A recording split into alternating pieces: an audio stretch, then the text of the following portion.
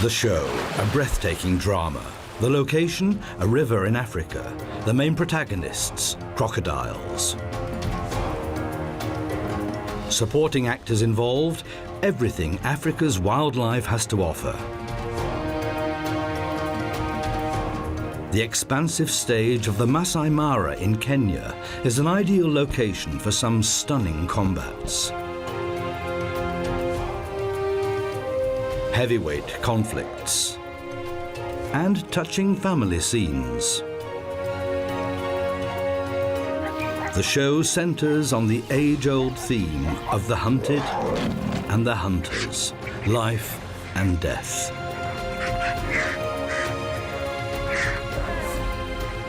But none of the other protagonists can match this one, the killer that comes out of the water.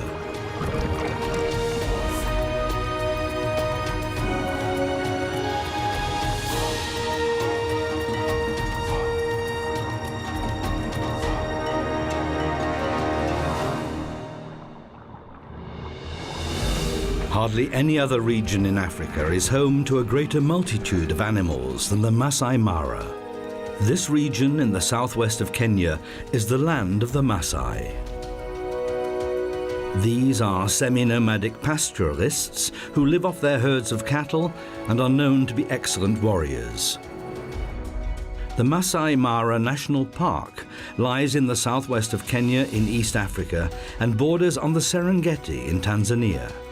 When the dry period begins in June in the southern Serengeti, innumerable herds of wildebeest join up to migrate over 800 kilometers to the Masai Mara, forever on the lookout for fresh pastures. During this migration, they have to cross several rivers. The greatest obstacle, and one that has to be crossed, is the Mara River. It flows from Kenya through the Masai Mara region and continues on across the border into Tanzania and the Serengeti. At first sight, it may not look particularly threatening, and it is indeed the main artery that keeps the Masai Mara alive. These heat-sensitive hippos rely completely on the river to secure their very existence in the savannah. Nowhere else does the vegetation offer such a wealth of food for the elephants. Depending on their size, these pachyderms also require from 70 to 250 litres of drinking water a day. And nowhere else can lions choose from such a well-stocked table, provided they're ready to wait a bit.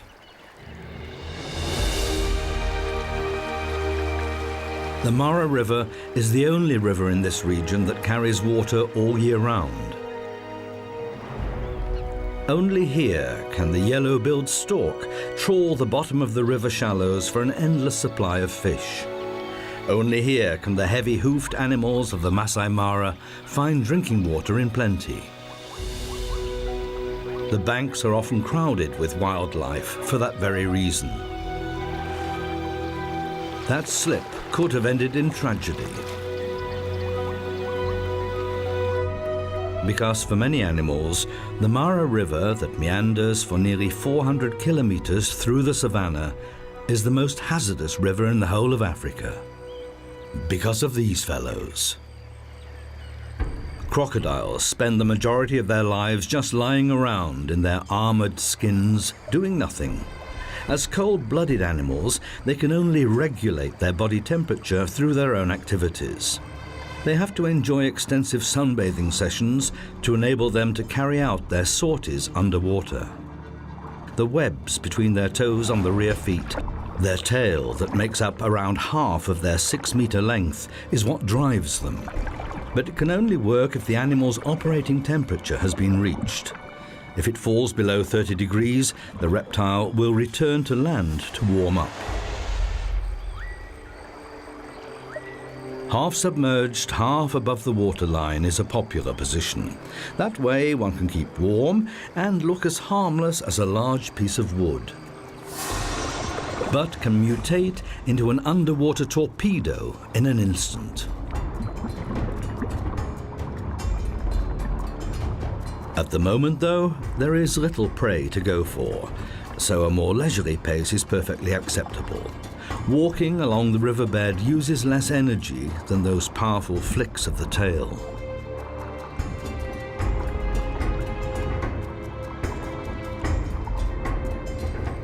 What looks like boredom-induced yawning is in fact temperature regulation. By opening its mouth, the reptile prevents its brain overheating. If it's still too hot, it moves into the water. A lunchtime doze underwater is only possible for a crocodile if the water is very warm. The geographical range of their existence is restricted to tropical and subtropical regions. They can't afford to waste too much energy. Most of the time throughout the year, they just wait, ready to attack with their fearsome jaws containing more than 70 teeth.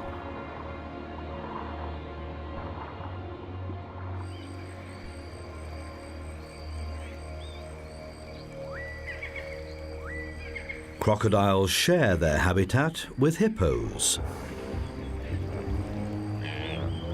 In the Masai Mara, there are especially large numbers of hippos. These socially orientated animals form small herds of up to 30 individuals. Underwater, these heavyweights even look elegant thanks to the buoyancy effect of the water. Rather than actually swimming, they tend to walk underwater. They spend most of the day in the water because their sensitive skin would crack in the intense summer heat. They can stay underwater for up to 5 minutes before they have to come up again for air.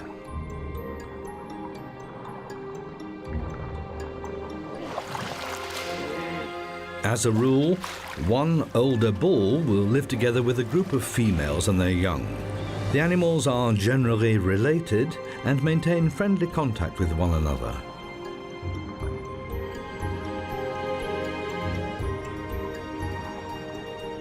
As long as there is sufficient water in the river, there are no grounds for rivalry.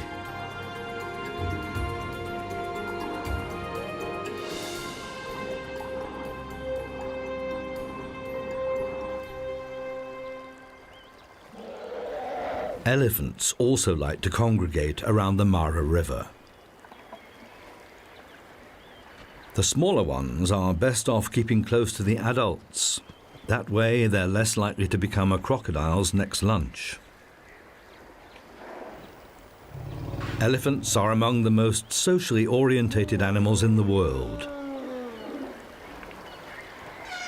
This little elephant has not yet learned how to use its trunk to drink with. That muscular appendage is still in the way.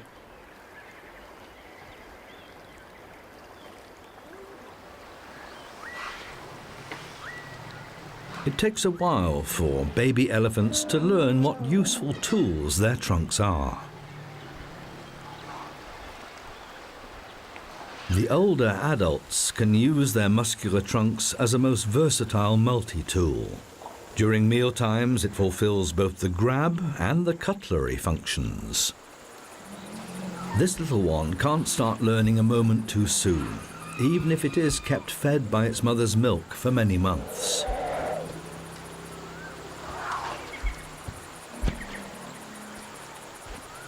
In greetings, the trunk acts as a handshake appendage, and the mutual smells tell the other party the identity of the caller. And if it's not quite long enough to scratch with, one can always use a termite hill.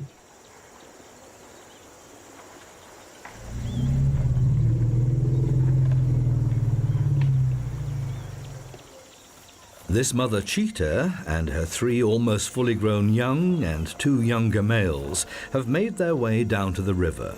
The brothers share the remains of the gazelle they caught.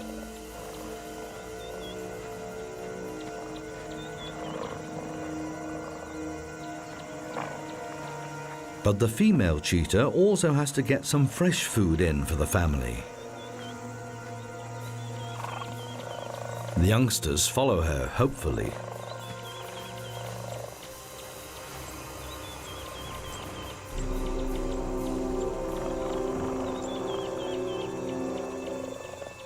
The brothers are so involved that they don't even notice the family. This one has been distracted. One youngster has discovered the hidden camera. But the mother has her sights on something else. What is that thing that neither runs away nor attacks?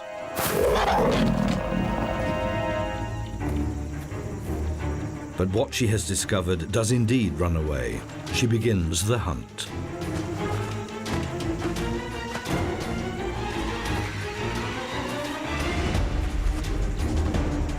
A hare can accelerate up to 70 kilometers an hour, but the cheetah is even faster. This big cat can even reach speeds of 100 kilometers an hour over short distances.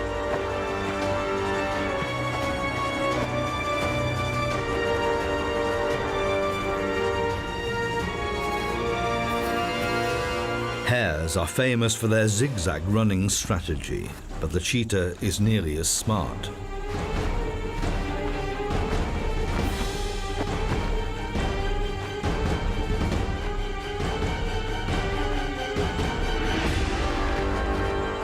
The big cat's strategy is to cause the prey to trip up with a carefully aimed hit of the paw. And yet,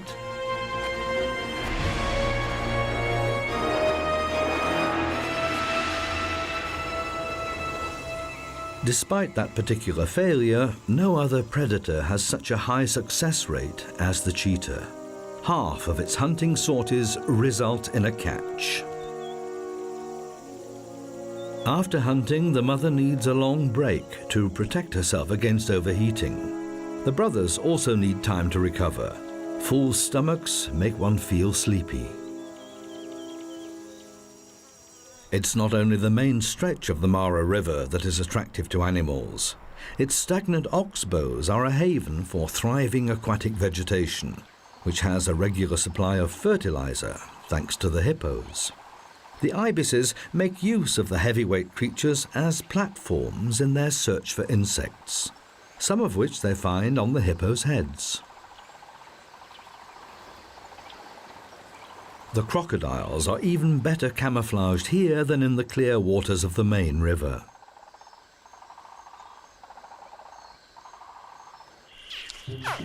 Out on an inaccessible sand spit, the next generation is making its first moves.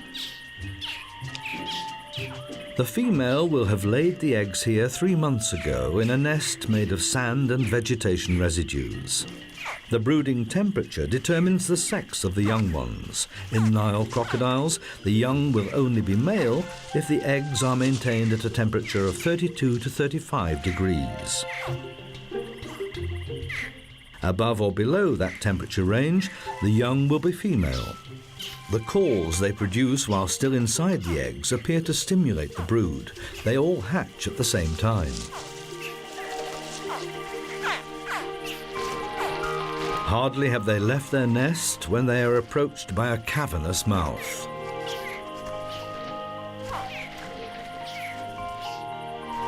Just hatched, and their short lives already at an end? But not a single scale will be damaged. Their mother heard them calling and is transporting them safely to the water. Female crocodiles are extremely caring mothers and keep a watchful eye on their young for quite a while. Early on, these miniature lizards demonstrate their talent at surprising their prey. A fully grown giraffe may not need to worry much about a crocodile, but the act of drinking is still quite awkward. It's not only the fact that they almost have to kneel down to drink. The animal has to apply considerable muscular effort to move its head downwards. Giraffes have a powerful tendon that keeps their head and neck upright when at rest. The river and its green banks attract many giraffes. For a long time it was felt that these animals had developed their long necks simply to give them unrivaled access to the higher leaves on the trees. However, they often eat vegetation at half their height.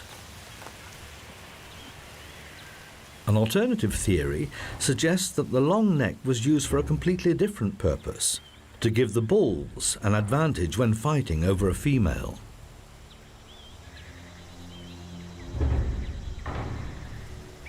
These two young bulls are merely practicing. They're gauging their strikes very carefully.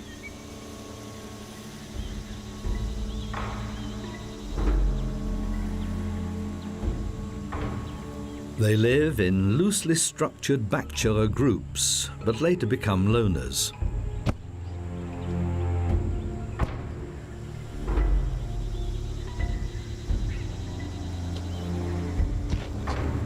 If they then meet a rival during the mating period, there will be no consideration for the other. They will then apply full power to their strikes, and their rudimentary horns, or ossicones, become dangerous weapons. The objective is to knock one's opponent off its feet.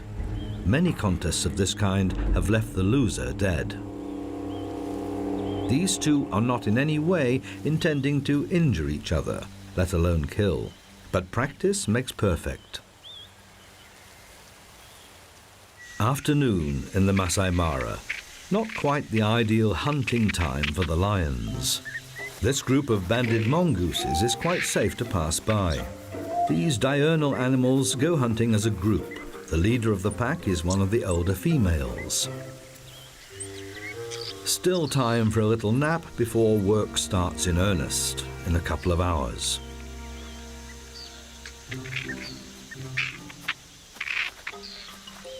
The mongooses scour the terrain for beetles, larvae, and other insects.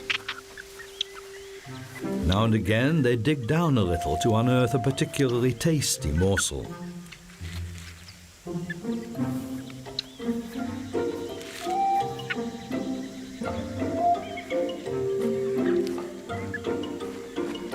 Even if they go out as a group, each mongoose searches for itself. Occasionally, a mother and her young will dig together, but normally mongooses hunt individually for food.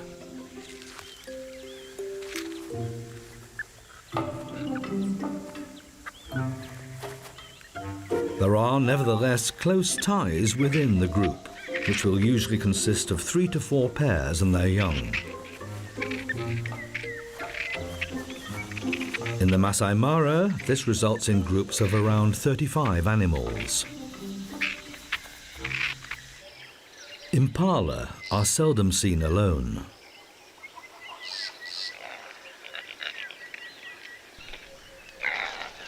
This very young male is still allowed to be in the herd. The female is presumably its mother. Otherwise, these herds consist of females and a few of the older males who will fight each other for mating rights during the mating period.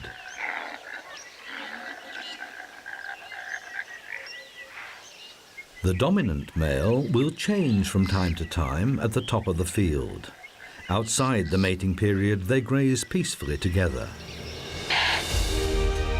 In contrast to the wildebeest and zebras, impalas do not migrate outside the national park, so the lions have always got a steady source of food. That's an important point because lions, in contrast to crocodiles, can't go without fresh food for long periods, especially when they have young. They may not be babies anymore, but they're not able to hunt for themselves and rely completely on the adults. But it can take a while before they actually manage to deliver the goods.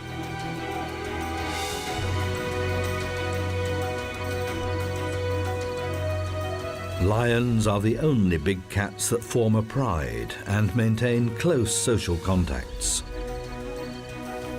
By contrast, the hippopotamus morphs every evening from socially orientated family member to lone individual, each grazing on its own. The hippos have to graze at night, unlike the diurnal zebras. Hippos would not survive extended grazing periods in the blazing sun.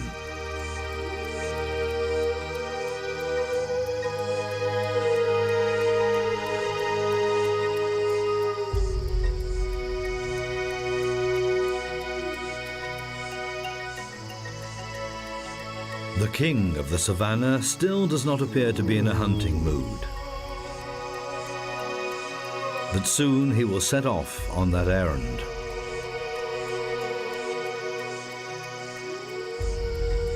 The animals in the Masai Mara have to be constantly on the lookout.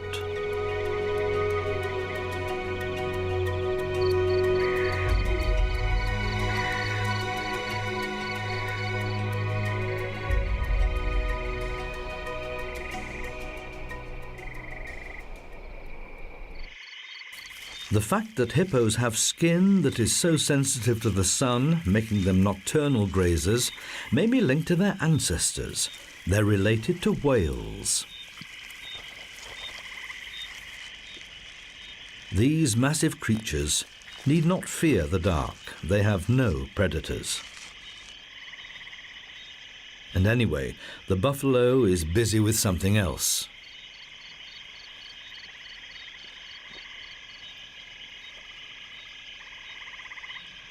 It's in particular the smaller hunters, like the mongooses, that rely on the cover of darkness. The hippo has to devour at least 40 kilograms of vegetation every night, which only accounts for 1 to 1.5% of its body weight.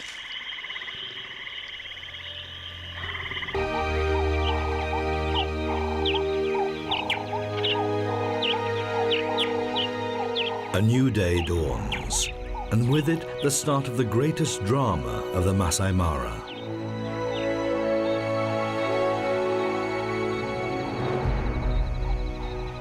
The first wildebeest reached the river region.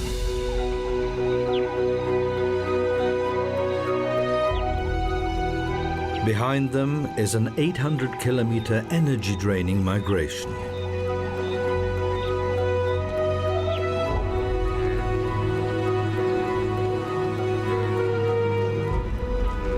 It's far greener here than in the overgrazed Serengeti.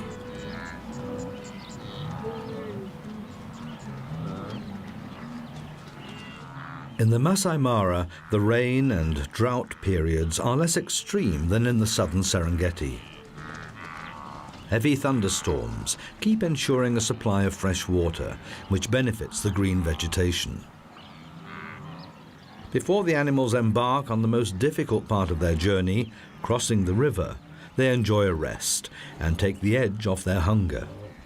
They specialize in short grass. It replenishes itself relatively quickly, but is grazed to nothing in a short time, which is why these animals keep searching for new pastures. Their broad mouths, large incisors, and mobile lips make them the perfect lawn mowers.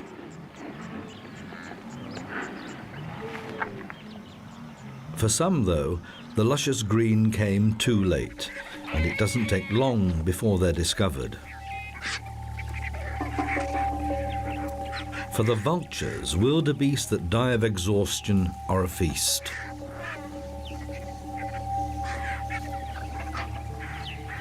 Ruppel's vultures specialize in large carrion, such as wildebeest. The marabou may be larger than them, but the vulture's sharp curved beaks are far superior, both as meat cutting tools and weapons.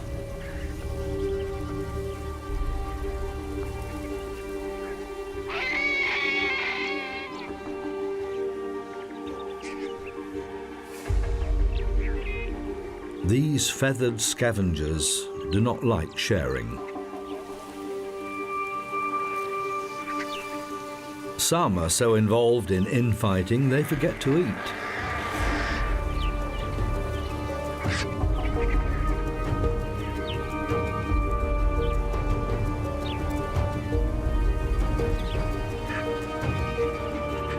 But these quarrelsome creatures provide an important service to the Masai Mara.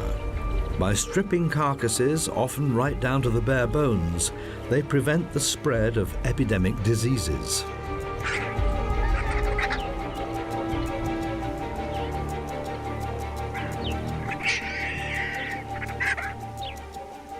When they're not fighting, Ruppel's vultures can devour as much as a fifth of their own body weight in one sitting.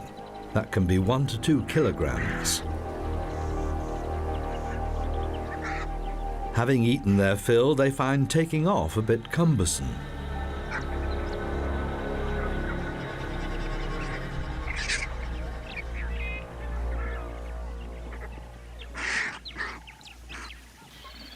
Together with the first wildebeest, we see many zebras arriving in the Masai Mara. Zebras eat the longer, tougher grass, which opens up the way for the wildebeest to get to the shorter grass that's rich in nutrients. As compensation, the enormous herds of wildebeest provide protection for the zebras against attackers. It's normally the zebras that go down to the river first. And they have been waiting for this moment. Crocodiles know from experience where the animals will cross the river. Driven by thirst, the exhausted travelers make their way to the water. As long as the crocs are moving, they will be detected in good time.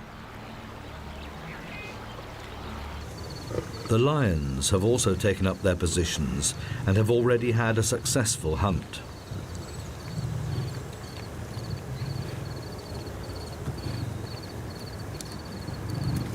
But it's not enough for the full pride.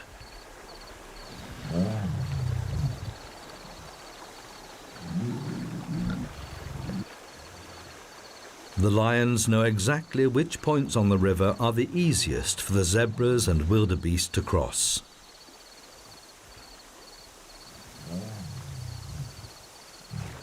While some of the lionesses keep a watchful eye on the young, others are closely watching out for the arrivals by the river.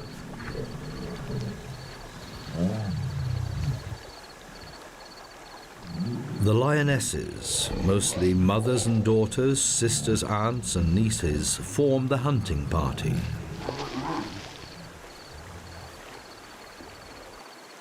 Crocodiles may not be quite as social, but later they will need each other as well.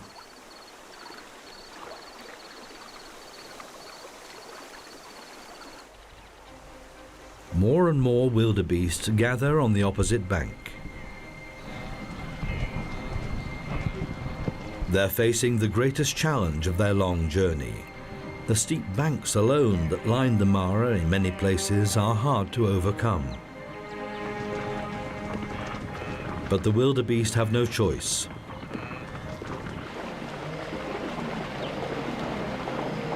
Down by the river, the life-saving herd becomes a liability.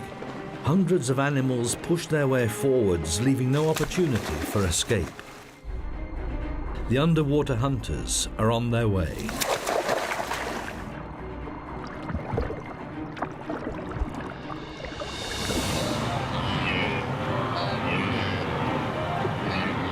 There is simply no end to this sumptuous meal.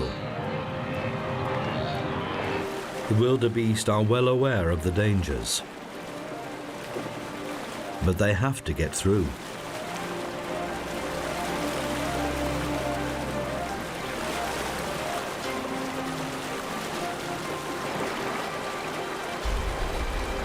The river literally puts obstacles in their way, and those rocks are often deceptively slippery.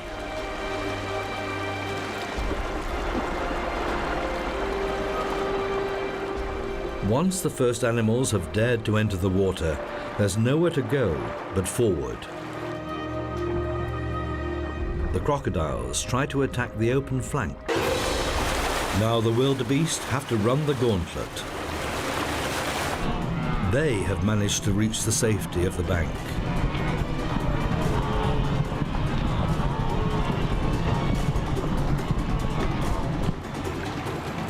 But some didn't make it. The wildebeest summon their last reserves of strength. Their ability to leap is their only chance. The safety of the individual lies in the sheer mass of the herd.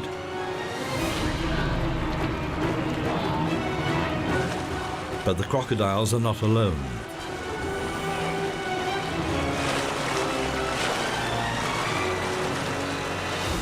Once one of them has grabbed a wildebeest, it attempts to drag it underwater.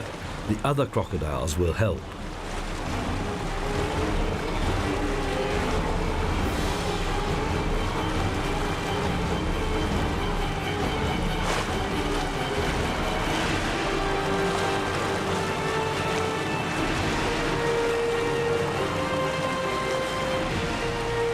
Each bite has the force of 2,000 kilos.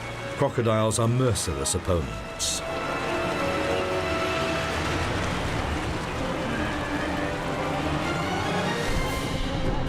And the animals that pass the first hurdle are faced with the next ambush. The lion attempts to immobilize the wildebeest by biting into its throat.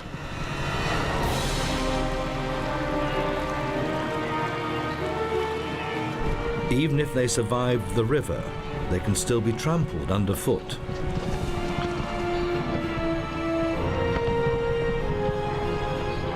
The youngest wildebeest, born only a few months before in the Serengeti, are experiencing this terrifying migration for the first time.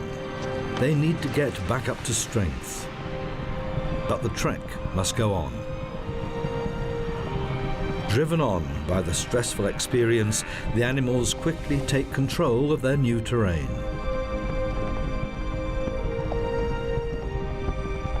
This large-scale partnership of convenience will now separate into smaller herds until it's time to return to the Serengeti in 2 months' time, following well-trodden ancestral paths. The Battle of the Mara is over for the time being, and the vultures will finish what the crocodiles could not.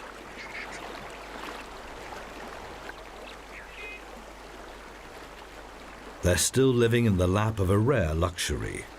Even if a crocodile didn't manage to kill its own wildebeest, there are plenty of fallen and drowned animals floating right past their noses.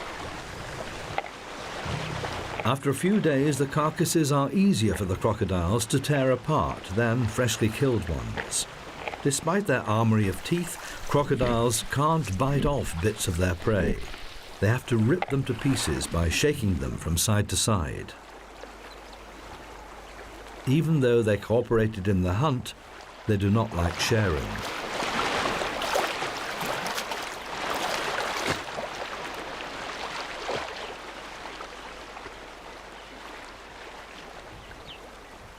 For the lions, the riverside hunt is now over. But the pride had a successful hunting trip. There's plenty for everyone, and even the chance for the youngsters to practice dismembering the kill.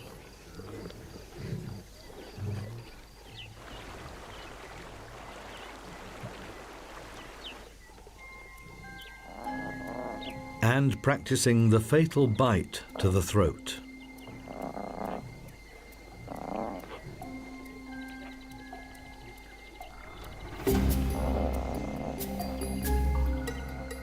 For the youngest, it's all just a game. Their teeth are not yet powerful enough to tear the skin. They still need the adults for that.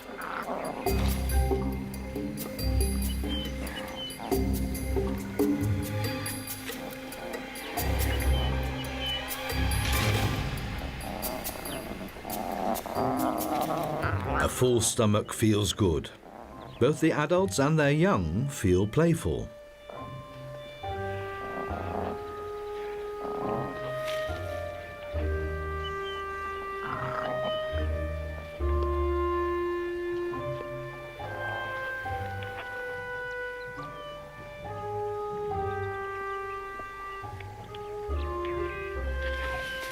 But this unconcerned rollicking can't last long.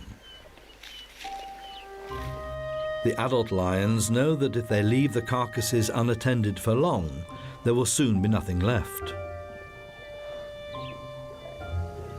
So they drag them to a safe larder, a tough task even for a fully grown lioness.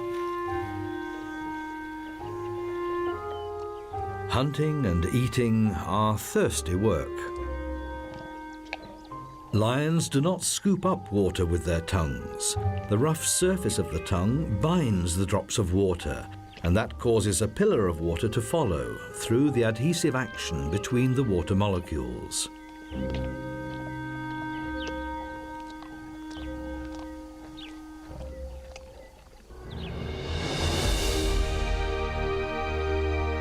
The The surface area of the Masai Mara is a mere tenth of the size of the Serengeti. And yet it provides sufficient food for both the new arrivals and the long-established indigents. Most of the steppe zebras and wildebeest are migrants. These common cesabe live here permanently. The males like to stand on raised hummocks to keep an eye on their territory and their females. Since both sexes look very similar, the females often copy this behavior to confuse male intruders.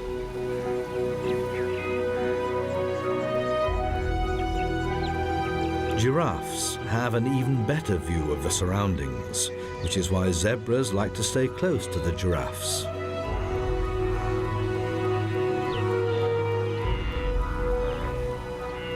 In the searing midday heat, every unnecessary movement is avoided. Even the jackal can't summon the energy to hunt.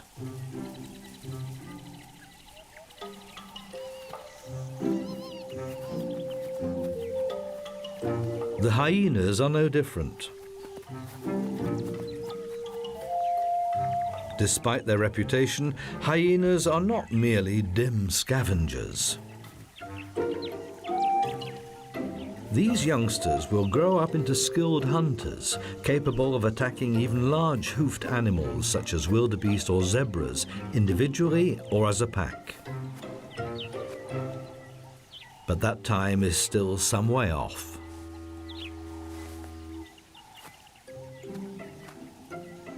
Mother hyenas suckle their young for a year, longer than most other hunters.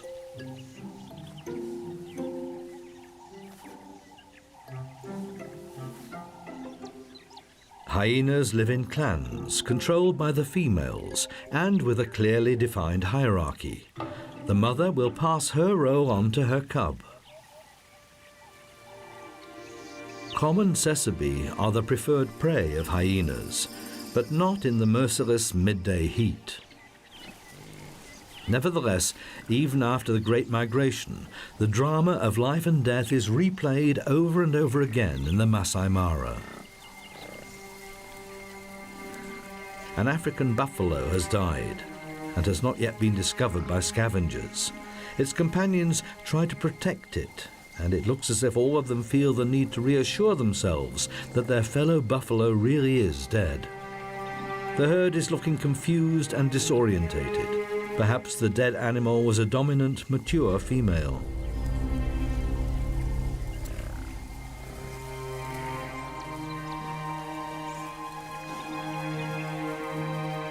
Related cows form a group with a very strict hierarchy. If a high-ranking animal dies, the herd first has to reorganize itself.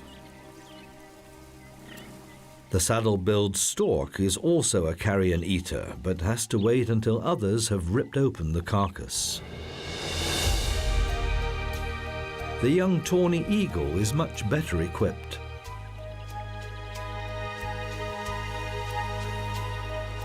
As pure vegetarians, elephants are most definitely not interested in carrion.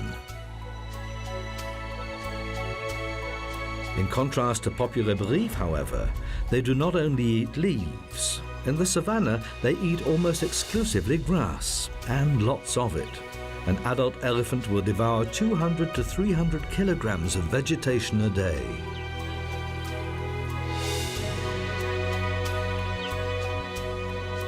They eat for as much as 17 hours a day, but this does not stop them having a little tiff.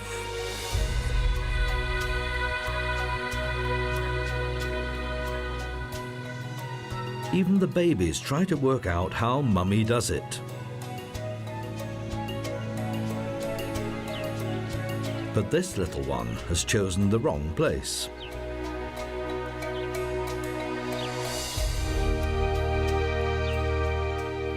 Despite gorging themselves in this way, the adolescents need a long time before they're fully grown.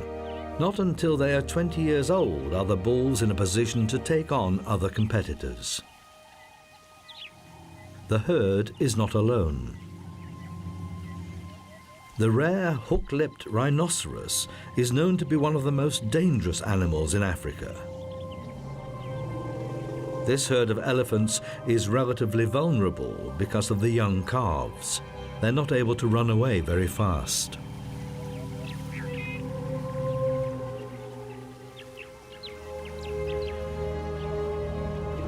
The aggressive rhinoceros bull considers the elephants to be a threat. But the lead cow wastes no time and is ready to protect her herd.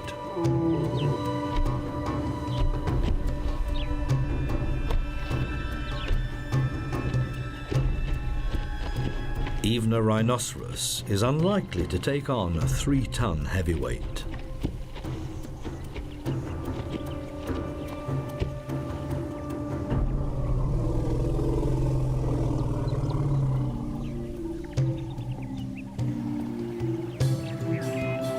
The herd relaxes again.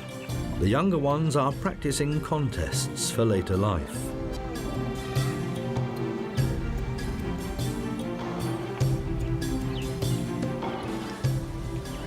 But they're back in someone's sights again.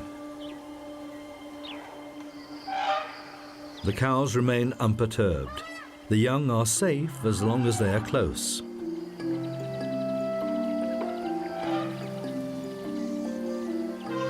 As usual, working out what a useful tool the trunk is fun.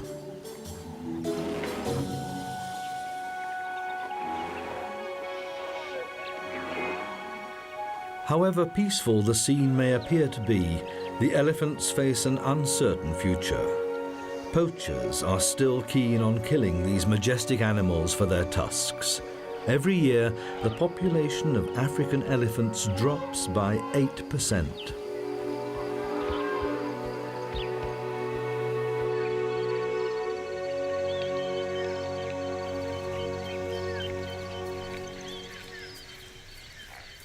Close to the Mara River, there are many smaller woodland areas, and the impalas love to retreat to these places.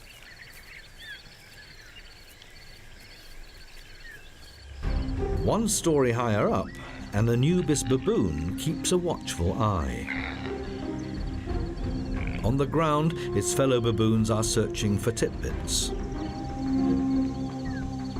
The baboons dig in the ground for insects and roots. To be able to ride piggyback, an infant has to be at least 6 weeks old. Until then, the babies cling to their mother's furry underbelly. And once they are a year old, they have to fend for themselves.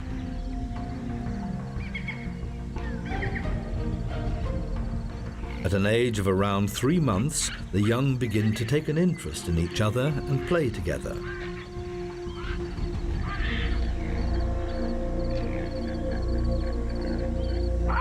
The watchman issues a warning.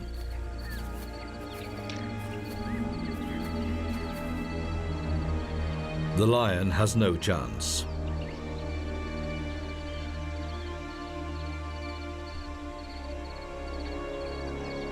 The strong males hold their posts until the danger has passed, ready at a moment's notice to attack if their harem is jeopardized. He is a far more dangerous risk for the baboons. Leopards attack from an ambush.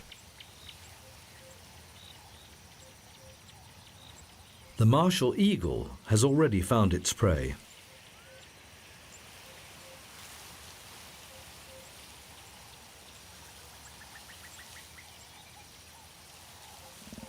It's still too hot for the leopard.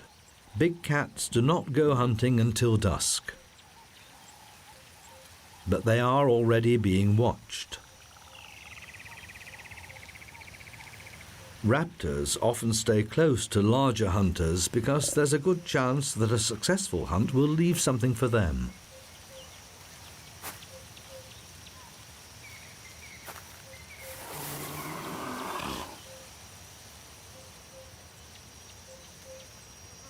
but it's looking as if they will have to wait a bit.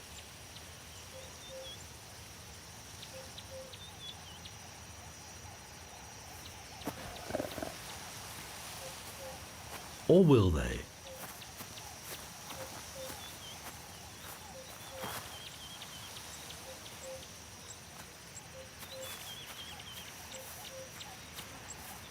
No, this leopard has a rather different aim.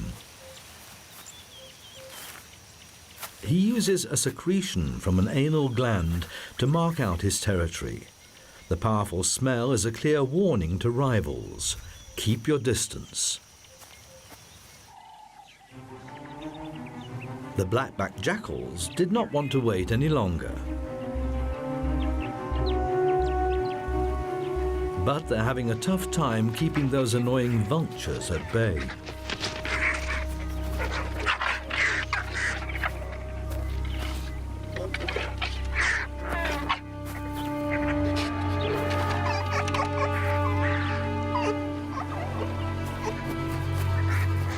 The moderately sized hunters are clearly outnumbered by the vultures, and a fair amount of their freshly replaced energy gets used up again.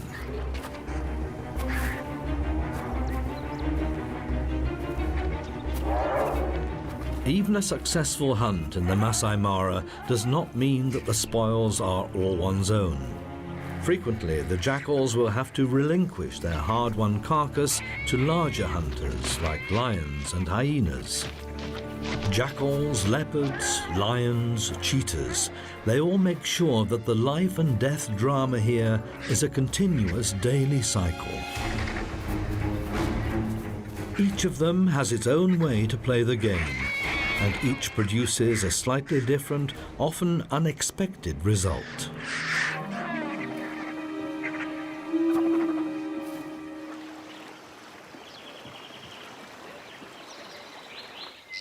But none of them plays the game in the same dramatic and unusual way as these animals.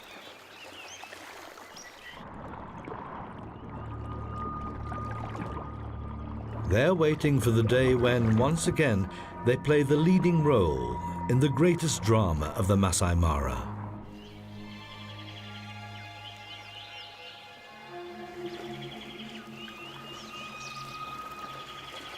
The day the wildebeest crossed the river.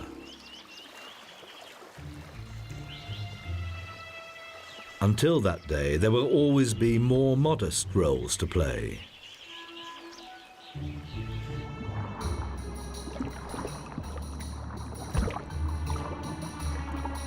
Whether the prey is big or small, the director's instructions are always the same. Has this yellow-billed stork not noticed the living tree trunk?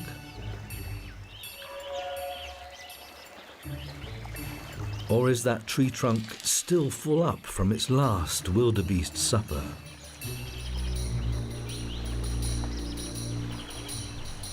Whichever way it goes, there's permanent tension in the air.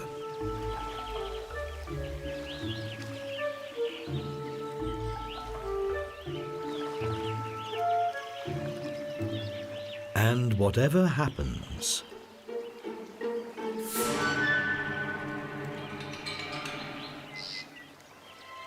the result is not known in advance.